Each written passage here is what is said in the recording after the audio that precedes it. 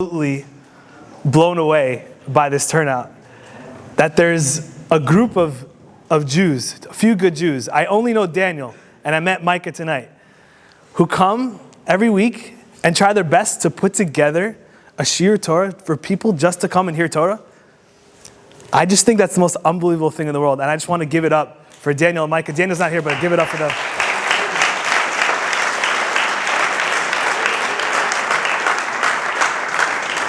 I'm sure there's other organizers that I have to thank, but I personally want to thank, if you don't know him already, I want to thank a very special Yid by the name of Sean Simkin, because he's the one who made the Shidduch happen. You know, he said, hey, why don't you come for the Wednesday night? I'm like, I don't know. Are they going to want me to come? I don't know. And Sean's like, yeah, they want you to come. And then he arranged it. So Sean Simkin, I have his number. His number is 305-717. Ladies, he's available. Single engineer, really special Jew. Oh, no, I can't. You want a Social Security also? All right.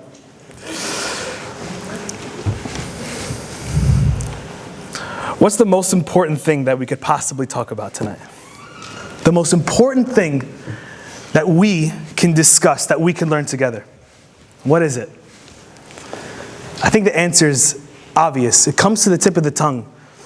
Because naturally, we know this thing, and if you were to ask somebody, hey, what do you want to do? What do you want to be?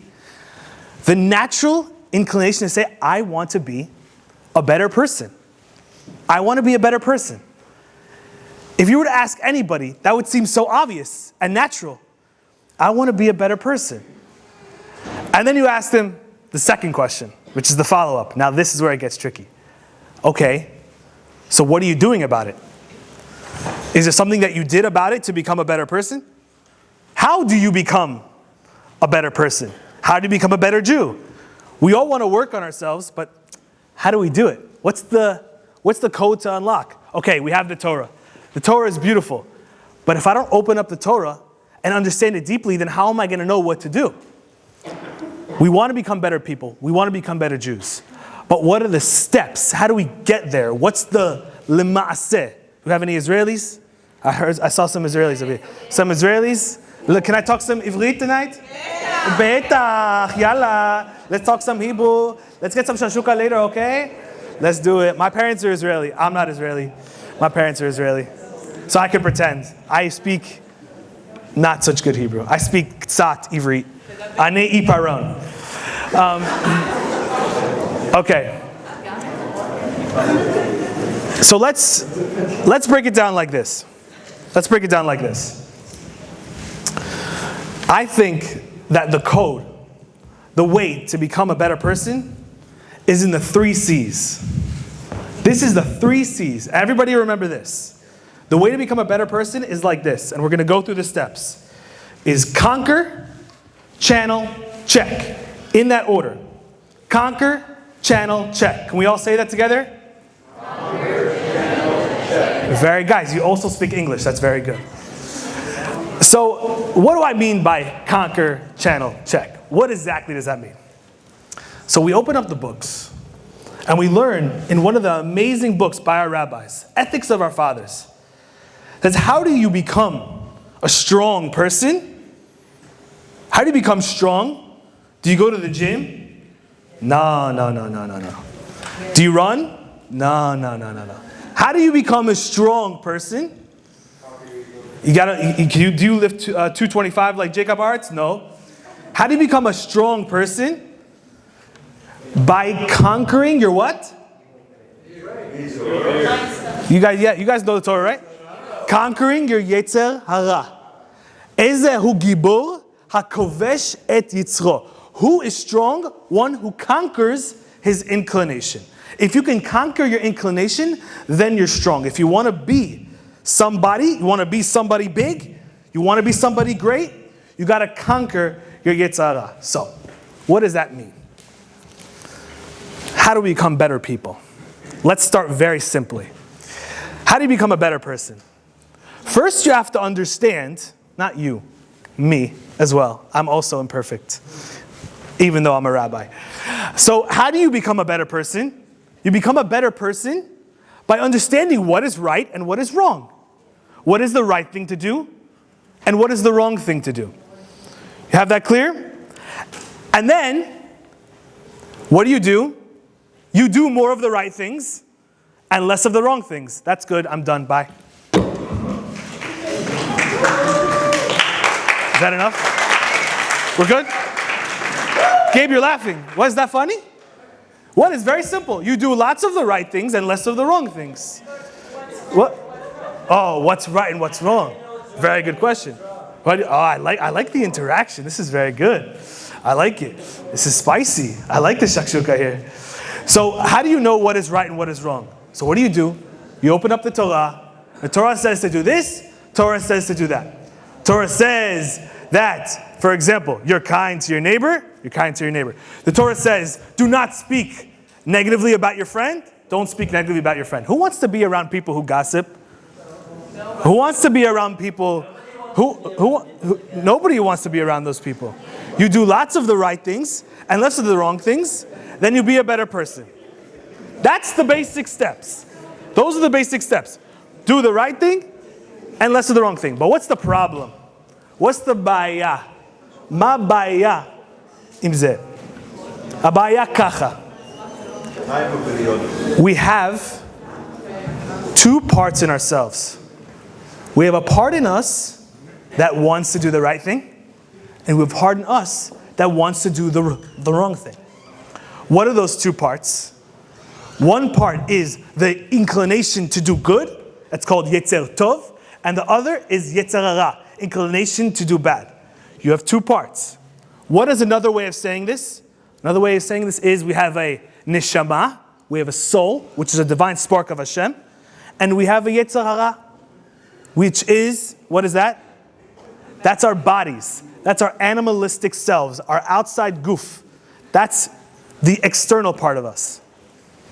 So we have these two constantly competing powers within us. And because we have these competing powers, it becomes very difficult. So even though I might know what the right thing and the wrong thing to do is, I don't necessarily know how to always capitalize on my inclination to do good or inclination to do bad. Sometimes I want to do the wrong thing. And sometimes I don't want to do the right thing. Okay. When we come to that, it becomes very simple. Cheshbon HaNefesh. We have to think. We have to do a calculation. What are the right things that we're doing? What are the wrong things that we're doing? What's the problem with this? This is called conquering. What's the problem with conquering? The problem with conquering is like this. If all we do is try to suppress the negative inclination with us and only try to focus on the good part in us, then there's really only very little room for error. Why? Because I can make a very, very big mistake. That the more right things that I do, I'm a good person. And the more wrong things that I do, I'm a bad person. But that's a very, very big mistake. Very big mistake. And I want to explain why it's such a big mistake and how really it helps conquering, but it's a lesser level. And I want to explain why it's such a big mistake, but I'm going to need a volunteer. Does anybody want to volunteer so I can show who this idea? But I need a specific volunteer. Because I know we have a lot of perfect people, especially the Israelis. Raise your hand if you have an addiction. Oh my goodness, I thought there was going to be so many. I see so many people on their phones. Oh my goodness. What's going on here? I'm calling you out, yeah. Raise your hand if you have an addiction. All right. Nobody's honest here. When's the next year nobody's honest? You didn't talk about the midah of honesty? We all have an addiction. Okay, let's get a specific addiction.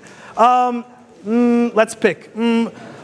Ed, is anybody here addicted to vaping? What? Vaping. Anybody? No? Nobody? What?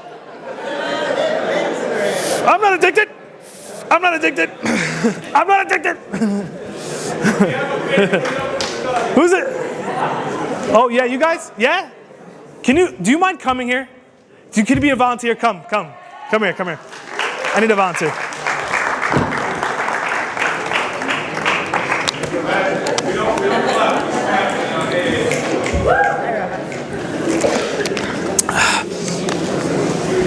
Are you sure you're ready for this? What's your name? Mika. Mika? Yeah. Oh, very nice. Very nice name. Okay. Michaela? Yeah. Okay. Michaela, I wanna cure you from your addiction. Okay. Are you ready for this? This is Rabbi Magic Voodoo right here. Right here. Okay. You ready for this? Yeah. And I'm gonna need you to sit down. Okay. Okay. We are going to do some very intense healing. But right after this, you are not going to have your addiction anymore. Let me ask you a question. Do you want to stop vaping? Yes. Okay, good. We're somewhere. That's already the first step. No, wait, what? No. Okay, which is the no, which is the yes? I don't want to stop vaping. I love my vape. But I know it's bad. So I know it's not good for me in the long run. I should want to stop.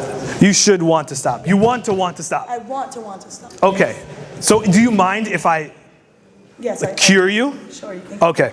By the way, Rabbi Nachman says that the holiest prayer that you could ask from Hashem is to want to get better, to want to do something. So it's Michaela, you're a very holy woman. Thank you for being here. You're a very brave soul. Everybody give it up for Michaela.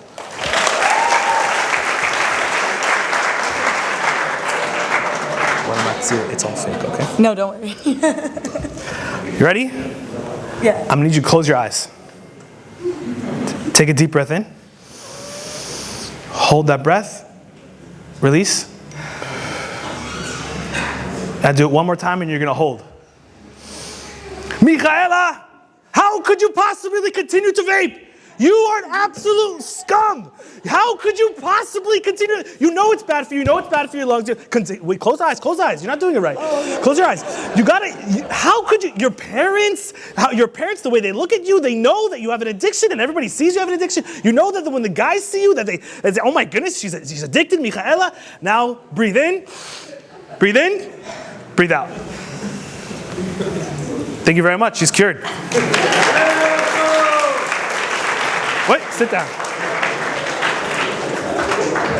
Michaela, how was that experience for you? Very good. Very good. I didn't realize I wasn't breathing. And now you're and now you're cured?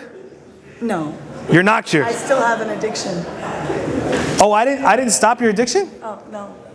Wait, you still want to do it? Yeah. Okay, so we have to do it again. Let's go. One more time. Do it. Close your eyes. This is not funny. This is serious. Why are you laughing? Gabe, stop laughing. Close your eyes. Breathe in. Michaela, your job is at stake because of this addiction. Michaela, you are such a bad, terrible human being because you continue to vape and you don't want to stop and you know that it's bad for you and you know how unhealthy it is. You know that it's ruining so many parts of your life and you still continue to do it. Breathe in. Breathe out. Very good. Give it up for Michaela. She's cured again. What? What? Say, you're not cured? Say it. I'm not cured, no. You're not, wait. That didn't do anything for you. You don't think that I already know these things. I'm already aware of all these things that it's not good. And we still choose to do it. Right? This is bringing us back to your point. If Michaela is not cured from this, then she has absolutely no hope. And all of you have no hope. But let me ask you a question. If Michaela is not cured from this, if she is not healed from all that talk that I just gave her, then why do we do this to ourselves every single day? We hate ourselves. This talk that we have to ourselves, to our inner self, if we were to really explore and we're honest with ourselves, not like all of you guys who don't even admit you have an addiction, but if we were really honest with ourselves, we would realize that all of the things that we wanted to work on, we have so much difficulty working on it, even though the negative self-talk that we have in our head is constant. You're so bad. How can you have done this? You are crummy. You are terrible.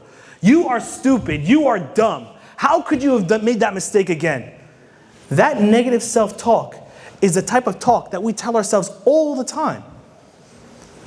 And when we do that, it actually has the opposite effect. Michaela, you're about to smoke so many puffs right now of that vape because because inside you're thinking to yourself, oh my goodness, just get that voice out of my head. You know what that voice is? That voice is a little like Hasidic man on the top, on your shoulder. He's got long peyot, and he's got the white socks and the black coat. And he's that voice telling you, how could you do this? How could you have not kept Shabbat? How could you have not kept kosher? How could you said Lashon Hara? I sound Sephardi, that by the way. That was a bit Sephardi. That was less Hasidic. That was more like Persian. I'm going to smack you upside the head, get my belt out like I'm from Iran. You know, my grandparents, they were from Libya. And yeah. So, Michaela, thank you so much for give it up for Michaela. Sit back down.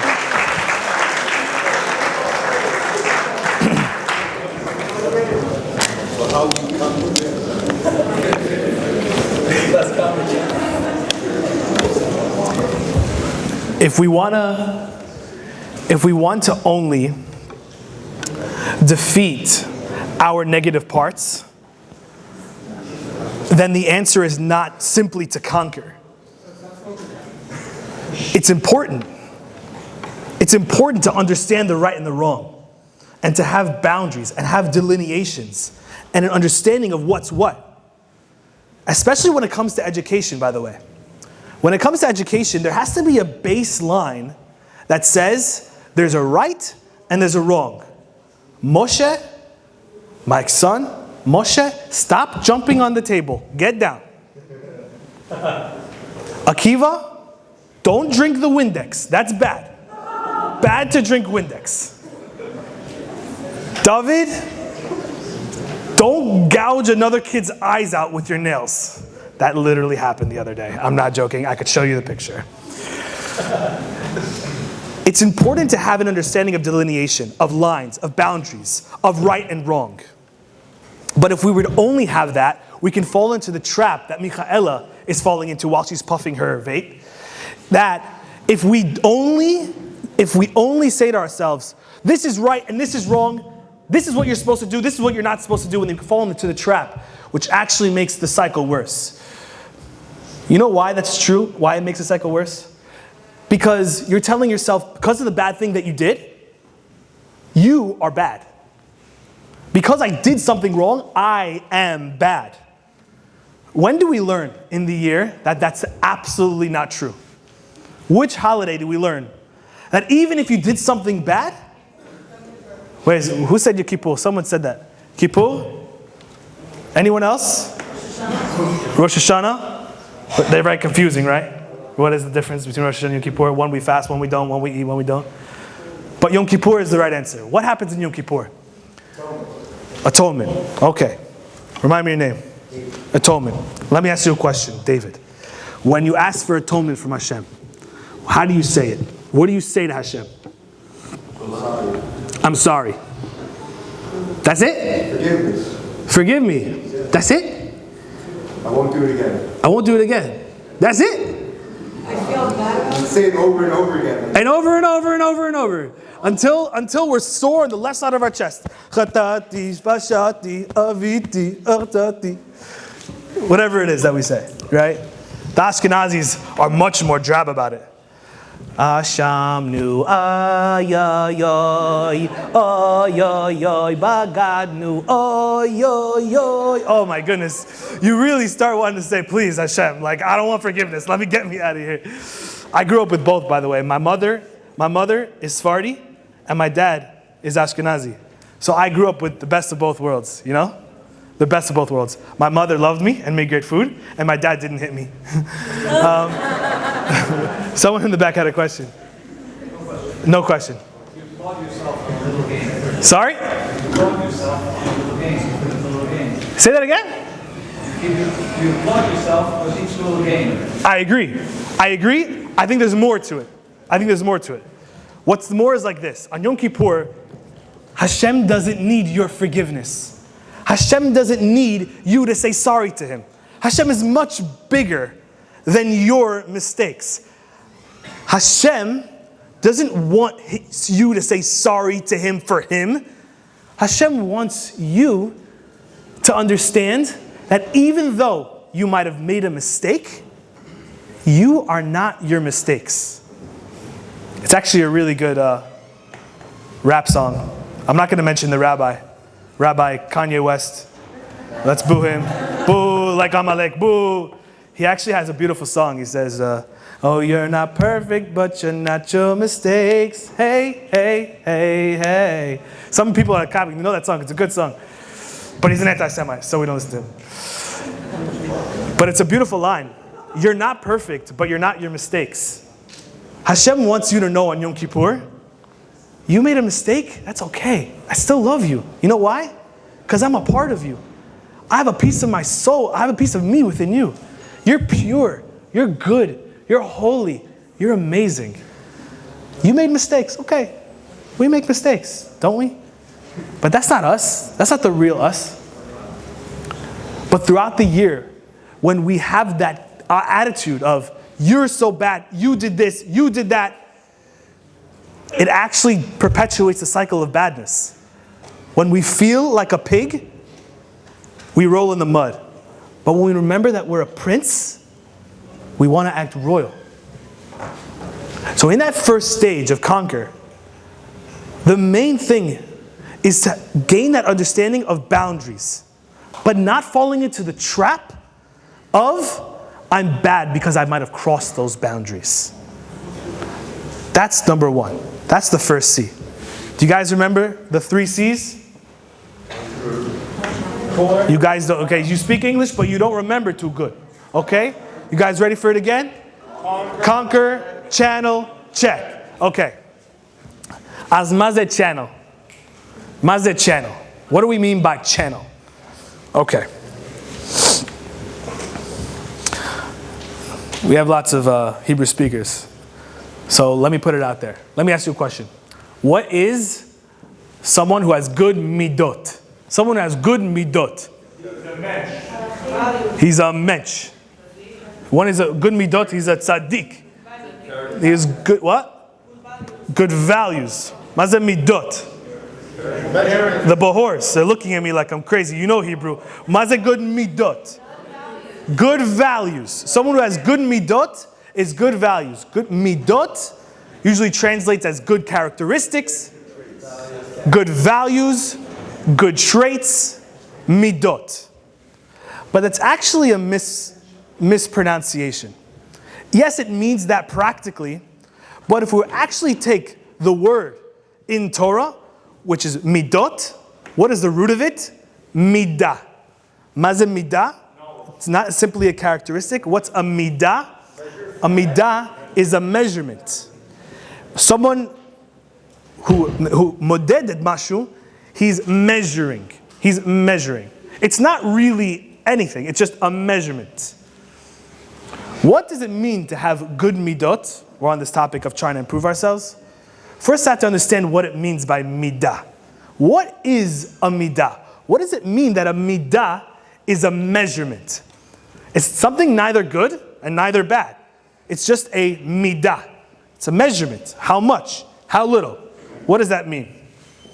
Balance energy. Balance. I like that. Balance energy. Balance energy. Okay. You include the word energy because it's very like Gen Z type energy. I like that. Yeah. Energy. So, let's look into the Torah. Yeah? Can we do that all together? Okay. I don't have the Torah with me, but I got it in my head. Okay? So you're going to have to believe me. Okay? In Vayikra, in Perek Chaf, it says there's a list of things that are immoral. A list of things that are immoral to do. Immoral, I'm talking about immoral sexually. When we talk about sexual immorality, there's a certain list of people that you're not supposed to be with. Let's go through the list. You're not supposed to be with your brother. You're not supposed to be with your sister. You're not supposed to be with a non-Jew. Not supposed to be with someone else's wife. Okay. So it goes through a list of all these different things. And in this list, it actually refers to sexual immorality as a chesed. It says, if you sleep with your sister, which is forbidden to you, either the sister from your mom's side or your dad's side, you sleep with someone that's forbidden to you, it's a sin, it's an avera, something you're not supposed to do, but it's a chesed. My Hebrew speakers, tell me what's the problem with that? What's the problem with that? Chesed? Huh?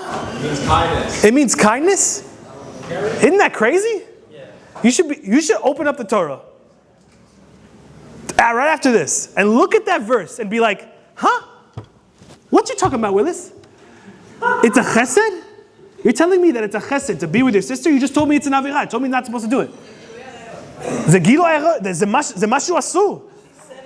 זה אסור. Sorry, I'm not mad at you. I'm happy with you. It's something that is forbidden. So why is it saying that it's a chesed? It's a kindness. Very strange. Okay. If we were to understand something deeply about what it means midot, and I want everyone here, we're going to concentrate here because I'm going to go deep. We're going to go deep together. There's something really, really, a secret here. A secret to unlock our personal characteristics right now. You guys ready? Yeah? Yes. All right. So ready.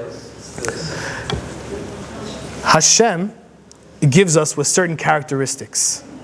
Hashem gives us with certain qualities. Those qualities are the same qualities that He actually contains. There's 10 of those qualities. There's 3 higher ones. If you guys know what Chabad is. Chachma, Bina, Dat, which are other words for wisdom, which we're talking about the higher faculties, the logical faculties, logical powers that we have. But then there's the 7 lower ones, which then we contain in our bodies.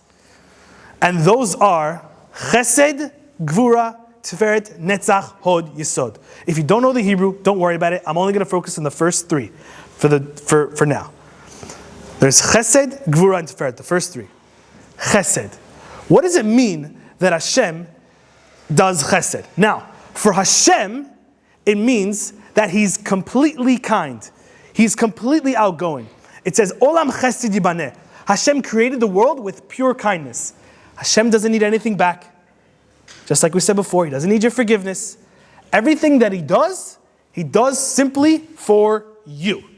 He created the world, He doesn't need anything, but He wanted to give to you. For Hashem, His chesed is completely limitless and totally altruistic and totally giving. But when it enters into us, that chesed that we have actually has 2 manifestations. Just like I said, we have 2 powers. We have the power of our soul and we have the power of our body. We have the power of our divinity and the power of the animalistic. So when it enters into us, that chesed then gets transmuted into 2 different potential places. Chesed can either be good and chesed can be bad. How can chesed be bad? Let me explain.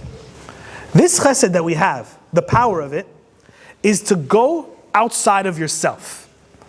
Avraham Avinu, the first Jew was considered the personification of the characteristic of chesed.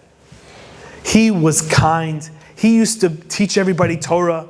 He used to teach everybody wisdom. He tried to get all the people around him who were atheistic or non-believers, tried to get them to believe in one God. He used to invite people into his house. Achnasat orchim. He got people to come to his house. He invited guests. And he said, look at all this food. Look where this food comes from. It comes from Hashem. Completely altruistic. That's who Avram Avinu was. He gave birth to 2 sons. Now, you probably know one of them. What's one of Abraham's sons' name? Yitzchak. But what's the other son? No. Me? Miyama, do you guys hear that? The girls know everything. I like the girls and the guys. The girls are winning tonight. The guys are losing. Right? You guys didn't answer the questions. Ishmael is the other son of Avraham. You guys following? Avraham has two sons, Ishmael and Yitzchak. Ishmael, very interesting, is called in the Zohar, he's called having the klipa of chesed, the chaff of chesed, or the negative side of chesed. His father is Avram Avinu. He has it in its pure form, in its good form, in its godly form. But then he gives birth to another son called Ishmael, and he is the chaff of chesed. Ishmael is the father of the Muslim people. Did you know this? He is the great-great-great-great-grandfather of Muhammad. Muhammad is born from Ishmael. Now, what is a Muslim's dream for the end of days, for the end of their life? If you want to know something about a person, ask them what their next world is like. What is their next world like? 70? I wasn't going to say it. You guys, it's not appropriate. Why'd you guys say it? We're in a shul here, Bet Knesset. I'm just joking. Because I wanted you to say it. I didn't want to say it. That's their picture.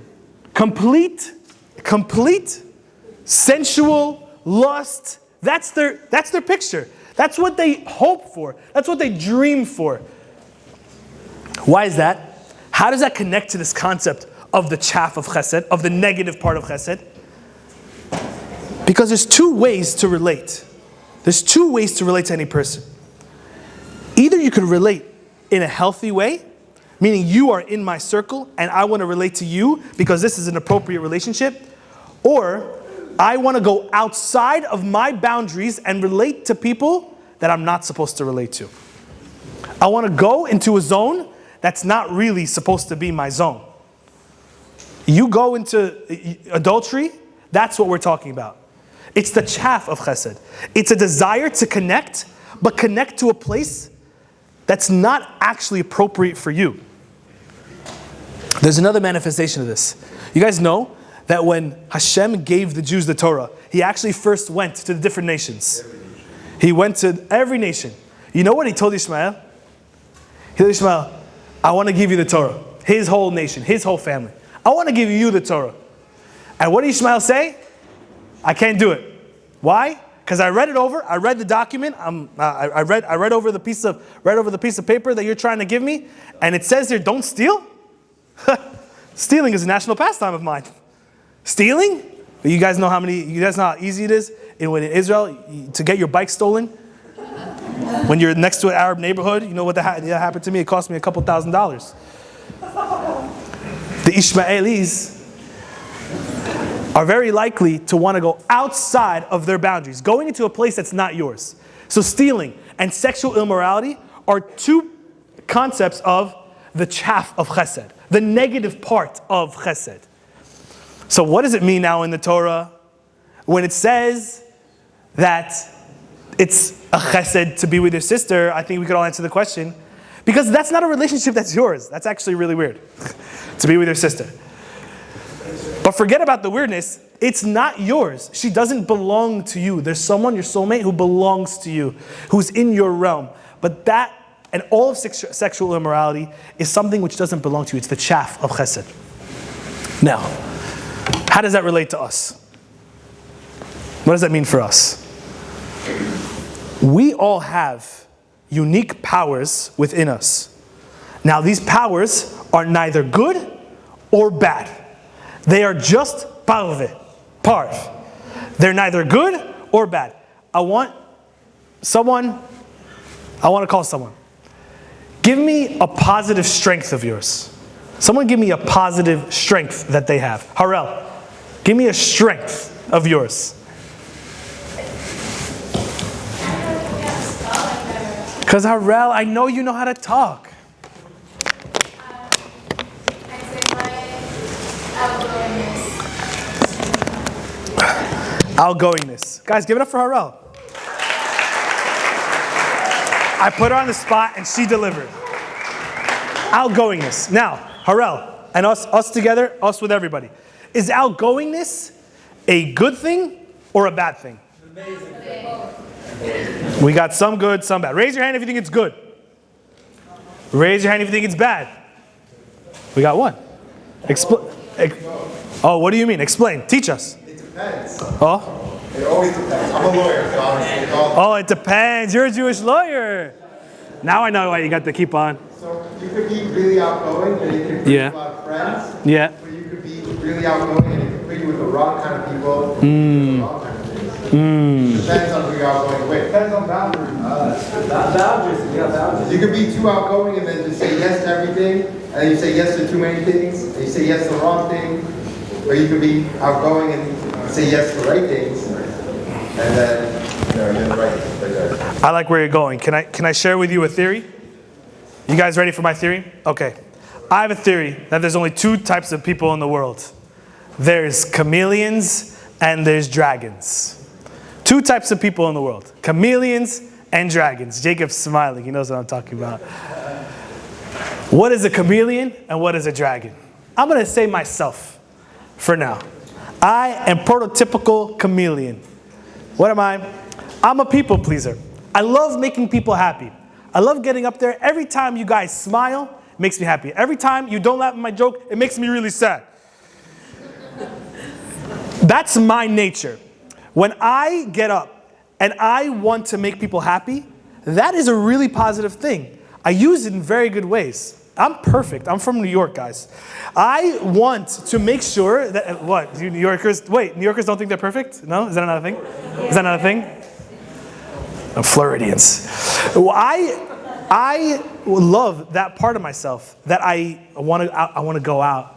I want to talk to people. I want to relate. But that comes with a price. And the price that comes with is that sometimes, can I be vulnerable? Am I allowed? Sometimes the price that comes with is when you want to make people happy, then what it does, you actually sometimes forget about yourself. Can you please snap if you relate to that? Like, that's, no, not clap, snap. I feel like that was a jazz, like, snap this situation, you know what I'm saying? That was like a jazz snap, like, yeah, yo, that was deep, man. Sometimes you lose yourself. If you want to give and you want to say yes, then sometimes you lose yourself in the process. Sometimes you do things that you don't want to do because you want to make people happy. Now, that's a chameleon. Why do I say chameleon? Because chameleons, they know how to blend in their environment, which is a very good thing.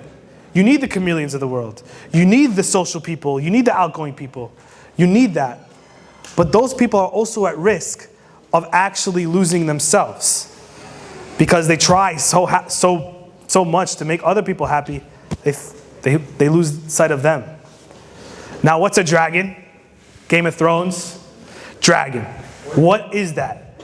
A dragon is someone who will breathe fire on anybody.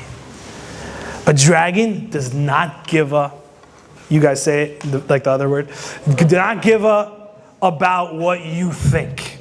They will do whatever they can to get what they know is right done. That's a dragon. A dragon does not care. Could not care less. A dragon is like bad, but like in the good bad. Like the good way of saying bad. I was texting all the Yehudi people today, and they were telling me all these words that like the opposite really means. Like if you say that you're out, you're actually in. If you say that you're good, you're actually bad. If you say you're bad, you're actually good. Very complicated Gen Z talk. Didn't understand it. But I mean what I say literally. They bad. They don't care. They don't care about what you think. So is that a good thing or a bad thing? Raise your hand if you think it's a good thing or a bad thing. Well, give me here. Yeah. Right thing? What? Yeah. Right. What? Right thing to do it. It's the right thing? Yeah. Okay. What's your name? Isaac. Let's just say this dragon walks all over you. You are in a situation where you need something, but they need something more. They don't care about you. That's a dragon. But you're right. A dragon can either be a good thing or a bad thing. Do you know who the dragons are in the world? The dragons in the world are the leaders. They're the ones that know that something is right and they don't care what you say. They're going to do it. But what's the problem with that? What's the negative side? The negative side is sometimes it's very insensitive. And sometimes you need emotional understanding. You need empathy. You need sympathy. To be a dragon only in the good sense is very dangerous, because you can eventually not care. You know, this is not a picture perfect example, but my sister, for example, my sister was a huge inspiration to me. My family, we didn't grow up religious, we grew up normal. Why is that funny? Is that funny? Oh man. My sister was the first person in my family to decide I'm going to start doing more. She was really like head over heels. She became like super religious in high school. She ended up going to, a really religious Beit Yaakov seminary. She ended up, when she came back from seminary, within a few months, she dated a guy, and she only dated him for 3 weeks, and then they learned in Kollel, and then they were wearing this black hat, and it was like, I was freaked out, right? It actually turned me off from Judaism a lot. But that's a whole other side story. I'm not going to tell you everything. My sister is the prototypical dragon. She's what I call an ox. She does not care what you think. Her friends are not becoming religious. I don't care. I know the right thing to do. I couldn't care less. You don't want to come with me? Don't come with me. I'm going to go by myself. And she's that way in anything. But sometimes there's a danger. Sometimes it could lead to insensitivity, lack of empathy. Take another example. Take another strength. Take any strength of yours, and you could see how that strength can either be good or bad. Give me another one. Generosity. Okay. You know what? Generosity. Let's say you're so generous that you're actually, let's talk about the good first. You're generous, and that leads to so much good because you want to do good for others. You want them to succeed. You want them to be happy. You want them to be good. But sometimes you could be so naive and realize that the generosity that you're giving is not actually generosity. Sometimes you're giving too much to a person that you're actually holding them back. You're too generous. And because you're too generous, they actually can't be themselves. One time, I actually almost got caught in a scam. I got caught in a scam. I was this close to speaking. I was speaking to a person who said that they were in a hurricane in Tampa, and their house got destroyed, and they had nowhere to go, and they just needed a ticket to Israel. And if they got a ticket to Israel, that would be good because they have family in Israel. I was this close to sending him money. This close. And then I spoke to my wife. And she's like, what's the story? What's the situation? He's calling you up. And the more I thought about it, yeah, that sounds really weird.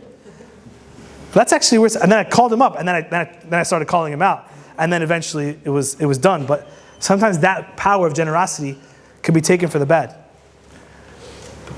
Get this. Everything that you hate about a person is the same thing that you love. And everything that you love about the person is the same thing that you hate. This is so true in relationships. In relationships, the thing that you fell in love with that person is also the thing that you end up despising. It ends up being really, really difficult for you. For example, he is laid back. And you love that because he's so laid back, he's so chill. I'm a little bit uptight, that completes me a little bit. But then he's so laid back that he doesn't really always pick up his socks. He doesn't always take out the trash when it needs to be done. He's laid back, he's chill, he's in the moment. Every single characteristic, you could say that there's a good and there's a bad. We're talking about channeling. We're in the second part. The second part of understanding how to become a better person is to look within yourself. Look at your biggest strengths and look at your biggest weaknesses and understand how those strengths and those weaknesses are actually just two sides of the same coin. And the goal of life is to focus all of your energy on creating positive energy in that good trait. I remember when I went to yeshiva. I highly recommend yeshiva. I'm very into it. When I went to yeshiva, I ended up doing 3 years. In my second year, I went up to my rabbi, and this is the beginning. The first year I was on a journey of self-reflection, really, mostly. And thank God I got to a point where I really wanted to learn Torah in the second year. Second year is really where I said to myself, wow, I can't wait to learn so much Torah and really get into it, get into the Gemara, get into the Mishnah, get into all of it. And I was so excited. And I said to him, listen, I want to do all of it. I want to learn all of it. But you know what? I'm really afraid that I'm going to lose myself. That if I push myself too hard in my learning, that I'm actually going to not be myself. And I like myself very much. And I want to continue to be myself. And I've seen other people that became more religious, and they're not the same person. Their personalities fade. They don't have that same joy, that same spark, like when you met them. It's true. I'm not, as if becoming religious is the cure to everything. It's not. Me, as a rabbi, I'm saying it's not the cure to everything. There's a lot of growth and handling that needs to be done very, very slowly. So what did he say? He said to me, look at an orange. He actually had an orange. He said, look at an orange. What happens if you take that orange and you peel it super quick? What's going to happen? What's going to happen is that you're actually going to take part of that fruit and you're actually going to get rid of it. That shell that's around the orange, that's part of you. But the only way to not lose yourself, which is the orange, is to do it very slowly, very gradually, very gently. But that same orange is you. The goal of life is to constantly peel all of those negative stuff and look, hey, how is this negative part of me? How can I channel it to the good? How can I channel it to the positive? You know what ended up happening? I ended up totally not listening. And I actually completely lost myself. And I learned like a gadol b'Yisrael. I learned like the biggest rabbis. And a few months later, I crashed and burned. And then I had to learn the hard way. That the only way for real growth is to do it slowly and gently and positively. Because if you force it, it's not going to work. And it's not telling you to be anything other than you. You are good. You are holy. Just take that part in you, that river, and channel it to the positive. Now, the third one. The third one is check. Yeah? Do we got it? Check. Wait, what's the first one? Conquer, channel. Conquer, channel, check. You guys gonna go out here saying it to yourself. Conquer, channel, check. Conquer, channel, check. Conquer, channel, check. Y'all gonna remember that, yeah? Just because I said it right now, because I said it, I'm brainwashing, okay? Conquer, channel, check. What's check? Check is related to channel, and it's necessary, and they're both really two sides of the same coin, but they're uniquely different, and maybe we're going to see how they're related. Check is like this. The best way for me to explain what check is for me to explain relationships. What's a relationship? In the Torah, what does it call a partner? You guys know? What does it call a partner in the Torah? What's a partner in Torah called? What's your spouse, your significant other called in the Torah? Soulmate, that's one word. What does it say in the Torah? God created Adam and Eve. And he created Eve to be very good, beautiful, to be an ezer kenegdo. Maze ezer, my Israelis, I don't want to hear the girls now, I want to hear the guys, because I got to wake you up. Guys, what's an ezer? Maze ezer? Israelis? Maze ezra? Speak up. Ezra, help. Maze kenegdo? Keneged? Keneged is what? Against. So in the Torah, in the art school, you open it up and it says, Ezer kenegdo, and helpmate opposite. But you know what it literally means? Ezer kenegdo literally means A helpmate opposite him. The Torah is so weird again. What does that even mean? That's a contradiction. That's a paradox. She's a helper against him. Let me ask you a question, God. Is she helping me or is she against me? Sometimes it feels like she's helping me. Sometimes it feels like she's against me. Sometimes it feels like she's... What is it? What is a wife meant to be? What is a husband meant to be? Ezer kenegdo. What does that mean? Any ideas? Helping by challenging you. Yeah. Challenge? Helping by challenging you. What does she do? She smacks you in the face? Stuff like that. Oh, stuff like that? If anyone has an inclination towards smacking their husband in the face, I want to introduce you to... The guy. A guy, hey. And his number is, I don't know. Because I don't know you, but I've seen you before. Testing your patience. Huh? Like testing your patience. So we get this straight. Let me get this straight. What it means is that you want to marry the most obnoxious, the most selfish, the most crude person. That's what you got to look for. No, but it's gonna, Because she's going to test your patience. She's going to go opposite. it's gonna happen regardless. Even if you marry the most patient person, it's inevitable that they're going to test your patience. Okay, there's a truth to that. Yeah? It's gonna put pressure on you. It's gonna help you go up.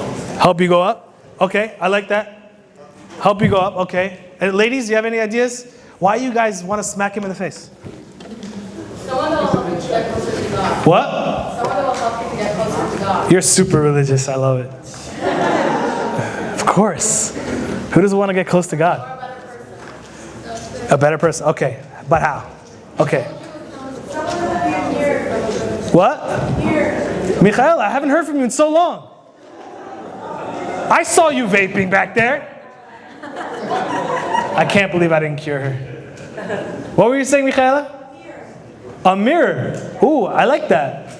Put a mirror up to you. I love that. Yeah. What?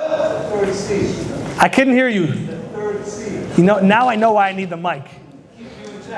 To keep you in check. So you're like this guy. You're like the guy. You're looking for a woman to smack you up. She's going to take her chicleta, bum, bum, bum. That's what you're looking for. I get it. Okay. Some people like that kind of thing. Here's what it means. You guys want to go deep? I'm going to share with you an idea that I never actually shared in public. And the reason why I'm sharing it to you is because I'm a bit scared, because I never actually saw it written in any book. But I went through the words and I went through the commentaries and I went through it, and it's just so obvious to me that this is true that it jumps off the page. So I'm gonna share with you a chidush. Chidush is a novel idea. Okay, follow me here. Who did we say Avraham Avinu is? Avraham Avinu is the personification of the midah, the characteristic of what? Of chesed. Very good. He is the personification of chesed. Now, who does he marry? He marries a beautiful woman by the name of Sarah. Sarah. Can I just say Sarah? Sarah. There's a very interesting story that happens between Avraham and Sarah. So like I said before, what? That is another amazing story. And I love that story too. But that's not the one I'm talking about. But let me see if you know this one. Yeah? Avraham and Sarah have a very difficult time giving birth to a child. It ended up being eventually, when they're 90-something years old, then they're able to have a child miraculously. They have a child by the name of Yitzchak. And Yitzchak becomes the real progenitor of Avraham. And we're going to get back to Yitzchak. It's very important. Avraham is married to Sarah. But before Yitzchak was born, Ishmael was born. Ishmael, the guy that we were talking about earlier. Ishmael was born. And Ishmael was born to a lady by the name of, anybody know? Hagar. So, Avraham, Sarah, Hagar, Yitzchak, Ishmael, all living around the same area, whether it was in the same house or not, up to debate. But they're all living in the same area. And they were all influenced by each other. Ishmael started growing up, Yitzhak started growing up, and Sarah saw something off. She saw that Ishmael was starting to be a bad influence on Yitzhak. Not a good influence, even in his young age. So, what does Sarah do? She becomes absolute dragon. She becomes mother bear. And she said, I gave birth to the progenitor of the Jewish people, of God's people.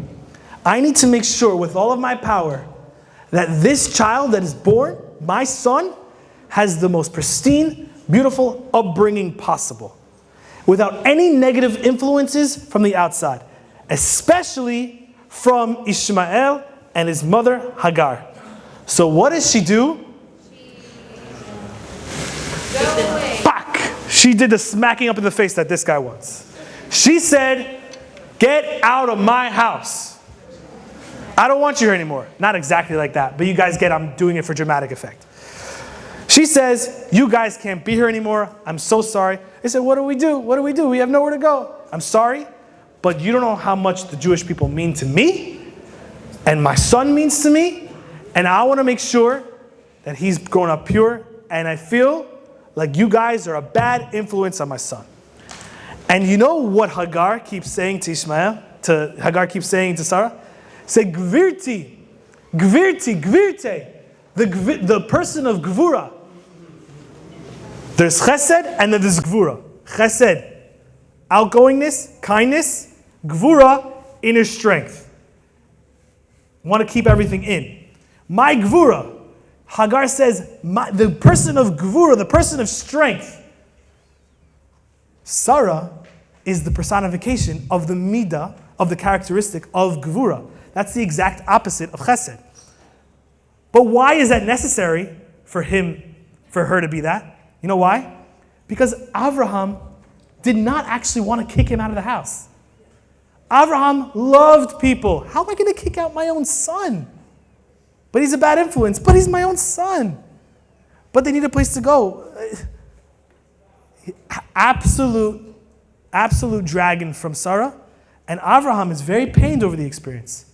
And you know what God says? God says, listen to your wife. Ladies, am I right? Yes. Listen to your wife. Listen to your wife. She knows what she's talking about. You gotta kick Hagar and Ishmael out. Okay. So Abraham, in order to become him, he actually needs a good dose of gvura. He is chesed and she is gvura, and they balance each other. They check each other. They complete each other. Now, in this week's Torah portion, that's usually when people fall asleep. In this week's Torah portion. In this week's Torah portion, or parasha, or sidra, however you want to call it, we read about the story about Yitzchak's wife, Abraham's son. Who knows the story? I'll say the story, because I learned it in yeshiva. The story goes like this. Yitzchak needs a wife. He gets to the age where he needs a wife. Yitzchak needs somebody specific. Abraham tells his servant, I want you to go somewhere specific. Where do I want you to go? I want you to go to where I'm from, to my community. I want you to go to where I'm from. Go there. And not only that, but I want you to go to my family, where the family that I come from. The family that I come from, that's where I want you to go. And not only do I want you to go to my community and to my family, I want you to make sure that you see this person, this wife, this future wife, I want you to see that she's doing something kind. She's doing chesed. She's doing kindness. So he goes, and he eventually sees a lady by the name of Rivka. Rivka is so kind to Eliezer. even there's a miracle that happens that they're by the water and the water rises for her. So she doesn't have to bend all the way down to get the water in order to feed Eliezer and his camels. And he knows that as a sign. She fits all the criteria. What's the criteria? She's from the community, she's from the family, and she has that characteristic. But why does Yitzchak need that characteristic of chesed? Because he personifies what? Because he personifies Gvura. Yitzchak is very insular. There's not actually that much to talk about Yitzchak. Yitzchak never leaves Eretz Yisrael. He's like super Haredi, super duper Haredi. He's like the Haredis that you get mad at because they're not going to the army and they're sitting and learning Torah. That's who Yitzchak was. Yitzchak was completely to himself. Gvura. He was a dragon type. So what did he need? He needed a wife of chesed. Now, get this. Yaakov, the final son. Who does he marry? Let's get this. Who are his main wives? Let's get this. Chesed is on one side, on kindness. And that gets to balance out by Sarah. Avram, Sarah. And then Yitzchak is Gvura. It needs to be balanced out by Rivka, who is Chesed. Yaakov is right in the middle. In the third divine trait, Yaakov is straight in the middle. And he is the unification of both Chesed and Gvura. He personifies the completion of both. Who does he marry? He marries 2 wives. Why does he marry 4? Those are the secondary. Those are the maidservants to the main wives. But the main wives are Rachel and Leah. And they each personify a different part of Yaakov. Because he's part Chesed and he's part Gvura. He's the unification of both. He needs to marry 2 wives in order to complete his mission. In order to be checked, you need to find that partner that checks your midot. How does that relate to us? The way that relates to us is like this. Let's say before we're married. We each have different parts within ourselves. And sometimes those parts need to be balanced out with the other parts in us. I'm going to conclude by saying this. I'm going to get vulnerable again. Is that okay? I was very nervous to come tonight. Super nervous. And the reason I was nervous is because I usually like saying no to things. I'm a yes guy, but when it comes to doing stuff, I'm a big I don't know, I'm a no guy, right? I'm kind of lazy. So because I'm like that, my immediate reaction is, of course I'm not going to come. I'm not going to come. So then I think about it a little bit more. It ruminates in my mind. I think to myself, but wait, I have the power to maybe make an influence, to maybe make a difference. So now I have 2 competing thoughts. I have 2 competing characteristics. My one characteristic that tells me, nah, just sit at home, chill with your wife, eat some nice ice cream, cookies and cream ice cream that she makes in the Ninja Creamy. It's so good. Just sit down and chill out. Or care about the Jewish people. How could I say no to Sean? We each have competing characteristics. When we think to ourselves, are we lazy? Sometimes we feel like we're lazy, but we're not actually lazy.